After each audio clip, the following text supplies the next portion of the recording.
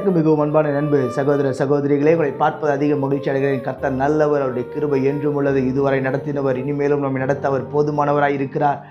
இதுவரை நீங்கள் கேட்டிராத சில நல்ல காரியங்களை கர்த்தர் அந்த நாளில் உங்களை கேட்க பண்ணி உங்கள் தலையை உயர்த்துவார். கர்த்தர் அந்த நாளை ஆசீர்வதிக்கும்படி நமக்கு கொடுத்திருக்கிற உன்னதமான வாக்குத்தத்தம் என்ன என்று பார்ப்போம். அது 2 நாளாகவும் 14வது அதிகாரம் 7வது வசனத்தில் வேதம் சொல்லுகிறது, சுற்றிலும் நமக்கு இளைப்பாறுதலை கட்டளையிட்டார். சுற்றிலும் நமக்கு இளைப்பாறுதலை கட்டளையிட்டார் என்று வேத வசனம் தெளிவாய் சொல்லுகிறது. பிரியமானவர்களே, உங்களை சுற்றிலும் கர்த்தர் ஒரு இளைப்பாறுதலை கட்டளையிடுவார்.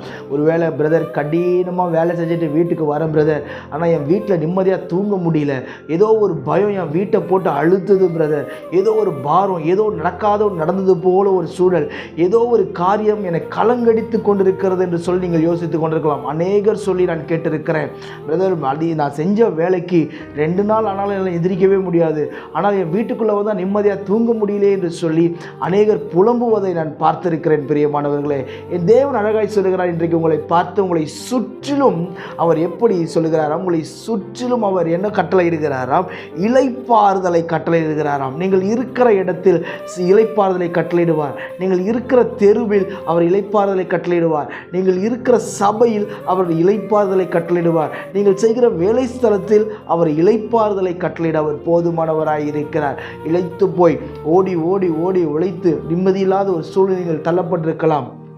இன்றைக்கு நீங்கள் இருக்கிற இடத்தில் அவர் ஒரு இளைப்பாறுதலை கட்டளையிடுவார். நமக்கு இளைப்பாறுதல் வேண்டும் என்று சொன்னால் நீங்களும் நானும் செய்ய வேண்டிய ஒரு காரியம் ஒன்று உண்டு.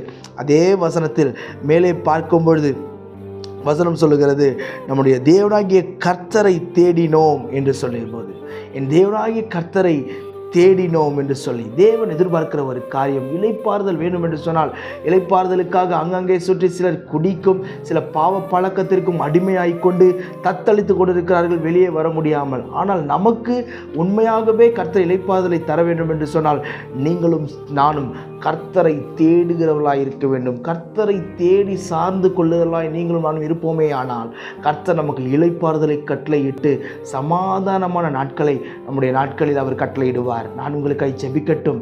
அலைந்து திரிவதில்லை, பயப்படாதிருங்கள். இந்த நாள் முழுவதும் கர்த்தர் உங்களை ஆச்சரியமாய் நடத்துவாராக. பரலோக பிதாவே, இந்த வார்த்தையெல்லாம் கேட்கிறேன் அன்பு சகோதரர்கள் ஒவ்வொருவரும் கர்த்தர் ஒப்பு கொடுத்து நான் ஜெபிக்கிறேன். சமாதானம் இல்லாமல் இளைப்பாறுதல் இல்லாமல் யாரெல்லாம் புலம்பிக் கொண்டிருக்கிறார்களோ அத்தனை பேருடைய வாழ்க்கையில் கர்த்தர் இளைப்பாறுதலை கட்டளையிடுவீராக, சமாதானத்தை கட்டளையிடுவீராக. எல்லா போராட்டங்களையும் மாற்றி ஆண்டவரே குடும்பத்தில் தெய்வீக சமாதானம் விளங்கட்டும் என்று நான் ஜெபிக்கிறேன். சந்தோஷத்தினால் நிரப்பும், மேன்மைப்படுத்தும், வாழ வைப்பீராக, கனப்படுத்தும். உங்கள் பிள்ளைகள் வாழ்ந்திருக்கட்டும், சாட்சிகளாய் மாற்றுவீராக. உம்மை தேடுகிற இருதயத்தை ஒவ்வொருவருக்கு கட்டளையிடும். உங்கள் நாமத்தை மகிமைப்படுத்தும். இயேசுவின் நாமத்தில் ஜெபிக்கிறேன் எங்கள் ஜீவனுள்ள பிதாவே. ஆமென். ஆமென். God bless you.